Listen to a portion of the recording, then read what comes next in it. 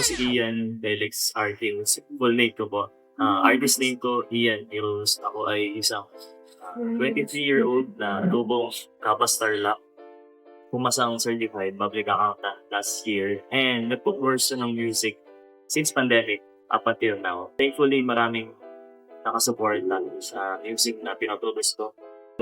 Currently, binupurso ko din yung profession ko bilang accountants. Bilang part din ng pamilya ko ay nag-iisang lalaki sa tatlong magkakapatid. No? And lahat ng family ko nasa probinsya. Basically, nasa Kapastar lang po kami lahat.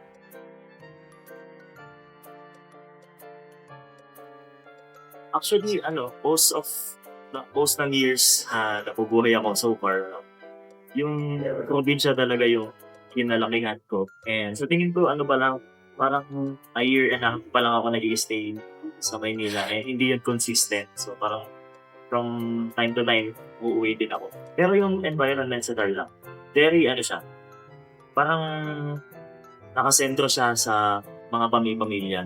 Kung pagbabasihan yung age na meron ako and younger, sa tingin ko, most ng mga kabataan na kagaya ko din is nakasentro sila sa pamilya. Payak yung buhay sa probinsya kasi provided lahat ng halos ng mga pagkain mo. No? Kasi yun nga, di mo pa kailangan provide sa family mo since nag-aaral na ka before. Pero ayun, buhay sa probinsya, nakasentro lang siya sa pamilya most of the time. And sobrang tahimik doon kasi nga probinsya, magkakalayo yung lugar, hindi kasi populated kagaya dito sa Manila. Kaya, ibang environment siya na na-enjoy. Last year ko siya na-try na parang consistently magstay sa Manila nung nag-review ako for board exam ko. Ang pinakamalaking kaibahan lang siguro ng probinsya sa syudad dito sa Manila is sa Manila parang sabi ko ako lang wala akong family although meron kaming yung mother side ko sa sa Caloocan sila. So pero sabi ko dahil sa Sampaloc ako nag-stay doon sa Espanya. Ang pinakamalaking adjustment ko is kailangan ko makibagay sa mga tao. Kailangan ko mas magtiwala sa kanila. Kasi just in case magkaroon ako ng problema sa Maynila, walang immediate na tulong, kundi yung mga kasamahan ko din, mga nakakasalumuha sa Maynila. So, yung pinakamalaking adjustment is yung dapat magtiwala ako. Pero at the same time, mag-ingat pa rin ako sa paligid ko. Kasi ibang-ibang environment siya. Mas extreme sa tingin ko nung lagay sa Maynila.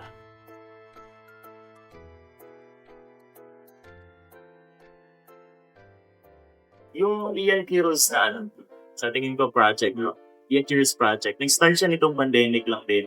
Sa tingin ko maraming artists yung makaka-relate na nung pandemic, halos lahat ng tao walang ginagawa. So isa ako sa mga taong yun na walang magawa ng pandemic, nakakulong sa bahay. So natry kong bumuo ng kanta. Pero bago ako napadpad sa songwriting, before pa lang, nagsusulat na din ako ng mga tula, mga kwento, ng kung ano-ano, ng kahit ano. Minsan nagsusulat ako, hindi ko alam anong tawag ko sa mga sinusulat ko. Pero yun, nagsusulat na ako before. At the same time, nagpe-perform na ako, na guitar covers. Pero hindi pa ako into singing talaga. Yun yung sa tingin kong missing factor ba't ako napadpad sa songwriting. Singing and songwriting. Yung pagkanta. Kasi before ako mag-release na kauna-una ang song ko noong 2021, sobrang mahirap ako pakantahin talaga. As in, babayaran pa ako ng nanay ko para kumanta lang ako, gano'n. Nagkataon na, nalabanan ko yung ganung fear ko na wala din lang naman kakanta ng mga sulat ko. Why not ako na lang din yung kumanta? And yun yung start, ng journey ko as a singer-songwriter, ng pandemic.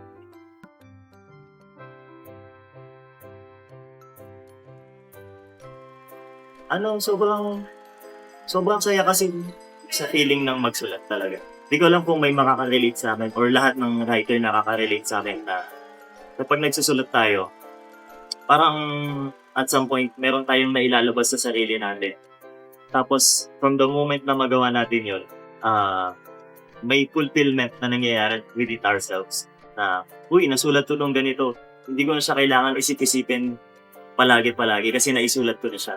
And at the same time, pag pinalikan ko siya, merong moment na merong proud na inner self mo na, uy, ako yung nagsulat nitong bagay. Kapag nakakatapos ako ng sinusulat ko, ganun yung mga emotions na nabigay ko. Nakaka-proud ako yung nagsulat nitong kathanan to. And at the same time, masaya kasi nailabas ko yung emosyon ko through writing. Kumbaga sa isang stick na kahoy, nasa magkabilang dulo sila. Sobrang hindi nila related. Sa tingin ko, yun yung sa palagay ko, yun yung pinakamagandang kombinasyon ng kung magkakaroon man ako ng side na pagkakakilanlan. Why not yung sobrang magkaiba na niya? Kasi bilang sa certified public account, sige, sa work environment, sobrang demanding niya sa time na to the point na time-consuming talaga siya. So, kung meron akong hobby na pagkakabisihan din aside from being an accountant, yung yung hobby na sobrang iba sa usual na ginagawa ko, which is yung writing songs. Kasi kung ang gagawin ko is accountant na ako tapos yung hobby ko ba related din sa sa pagiging accountant. Like for example, magko-compute ng ganito, ganyan.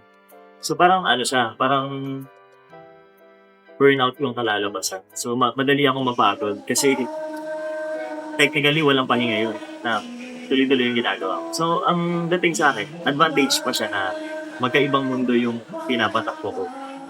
So weekdays, sabihin na natin, working ako. Tapos sa weekends, na-enjoy ko yung pagsusulat, pagka-perform ng music. So, nare-recharge ako at the same time. Kaya, sa tingin ko, mas okay siya instead of, parang accountant lang ako. Actually, sa tingin kong ang similarity nila is yung pag-a-analyze. Kasi sa accountancy, more of analytical siya eh. Sabi ng karamihan, daw siya, parang nag-accountancy ka, hindi magaling ka sa math, parang gano'n. Pero sa pananaw ng mga accountant, more of siya, iintindihan mo yung bagay-bagay. So, gano'n din sa writing. Hindi ka lang basta nagsusulat. Kailangan iniintindi mo rin kung ano yung sinusulat mo. Kasi kapag nagsulat ka, tapos pinarinig mo sa isang ibang tao, gano'n din yun eh. Parang nag-i-spit ka rin ng kaalaman sa kanila. So, to answer yung question, kung meron man silang similarities. Sa tingin ko yun yung analytic, yung way of thinking na dapat hindi tayo basta-basta sulat lang ng sulat. Kailangan pinag-iisipan natin.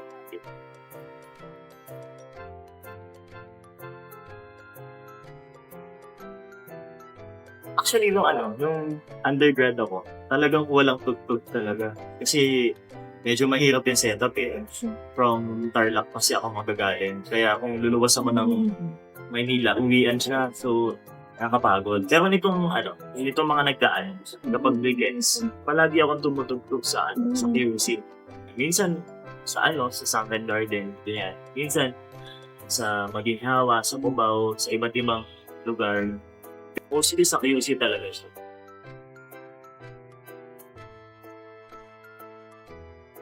Sa tingin ko parang may na-instill na sa akin na prinsipyo na ilang nanggaling lang din naman ako sa kalsada din, no? Parang dun halos naman lahat nag-i-start, no? From busking, ganito, ganyan. Parang magandang simbolismo siya na parang yun yung pinaka-pivotal mo na hindi mo siya iaangat para manatili ka nakatapak sa lupa. So yung pagtapak mo sa lupa at pagtapak mo sa kalsada, parang iisang bagay siya para sa akin. Palagi kang tutugtog sa kalsada, palagi kang maaabot ng pasang pinagili ko na tinutugtogan mo. Sa tingin ko, kapag tumutugtog ka sa kalsada, palagi mong makikita yung kasalukuyang sitwasyon sa kalsada din. Kaya ako siya ginagawa palagi. Parang simbolismo siya na palagi lang ako nakatapak sa kung saan ako nanggaling. At the same time, hindi ako nagiging bulag sa kung ano yung totoong sitwasyon ng kalsada.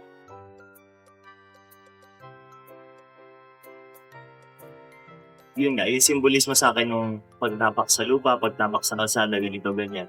Kasi kung sa tingin mo lang, kung hindi mo siya gagawin, parang mahirapan kang abutin yung listeners, yung mga nakikinig sa'yo. Kasi kung hindi ka lalabas palagi sa kalsada, hindi mo nakikita kung ano yung tunay na sitwasyon, kalagayan nila. So, parang at the same time, hindi mo alam kung tama pa ba yung sinusulat mo. Kasi more likely kapag nasa labas ka, marami kang ma-observe eh. So, makikita mo yung totoong nangyayari. And yung totoong nangyayari, yun dapat yung mga sinusulat natin. Pawang katotohanan lang din.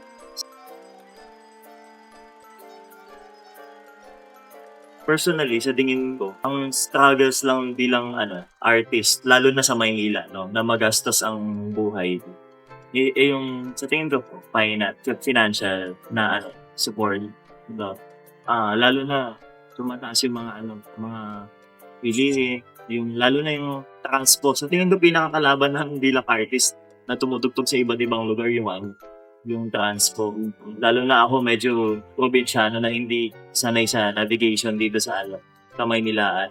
No, kaya napapamahal yung transpo, pagkain, mga damit na susuotin. Kaya nagre-resort sa ukay, ganito ganyan. Ang pinaka na problema sa mga artist ay tulong pinansyal. May factor din yung swertihan sa tingin ko lang. Kasi sobrang daming magagaling na honestly, sobrang daming magagaling na artist na hindi pa nabibigyan ng spotlight din na kagaya ko din or mas talagang malupit kumbaga sa art form na meron sila. Ang sa tingin ko lang struggle yung pagdating sa marketing and promotion, talagang agawan 'yun kasi hindi naman pwedeng sabihin na natin kung nasa kayo lahat, nasa mainstream kayo lahat, medyo imposible siyang mangyari, 'di ba? Kasi kapag nasa mainstream kayo lahat, technically fan base kayo ng lahat, parang gano'n. So, mahirap siyang isipin, no? Kaya sa tingin ko, dahil technically limitado lang yung espasyo na ipapamigay sa mga mapapatpad sa mainstream. Kaya hirap yung na umangat. And at the same time, rooted pa rin siya dun sa tulong pinansyal. Kasi nga, kapag may maayos na marketing and promotion na activity ang isang artist, ang ibig sabihin lang dito, maayos din yung tulong pinansyal na nakukuha nila. Pero sa panahon din nauso nga yung tinatawag nilang indie scene, no? Na magpo-promote ka on your own, gagawa ka ng kanta on your own, sariling budget, sariling gastos. Rooted pa rin siya dun sa finance. So, limitadong resources pagdating sa pera. So, yun ang pinaka-struggle sa tingin sa mga artists.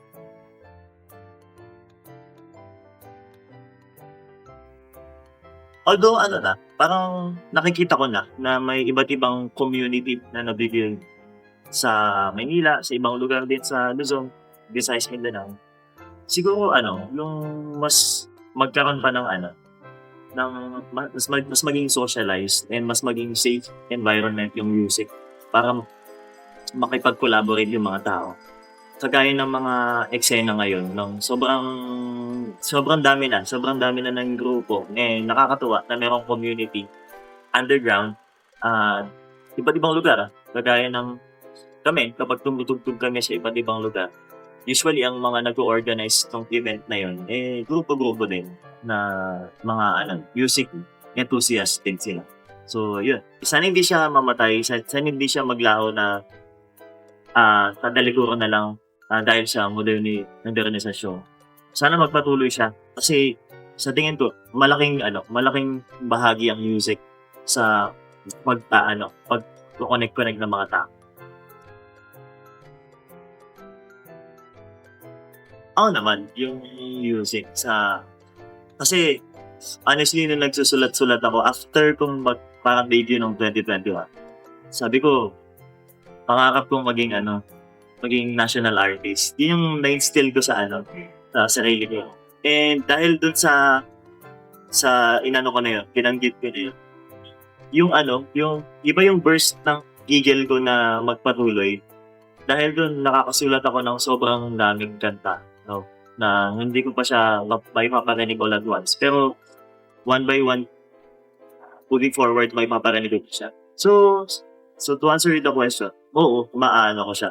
Hanggang sa tingin ko hangga't kaya kong magsulat, hangga't nasa ano, maayos na kalagayan yung pag-iisip ko, hangga't healthy yung pamumuhay ko, hangga't ayun, hangga't may nakikinig sa'kin or kahit wala na makinig sa'kin, nagsusulat pa rin ako ng mga kantang may kinalaman sa mga tao, mga makapagpapagalaw ng damdamin ng mga tao.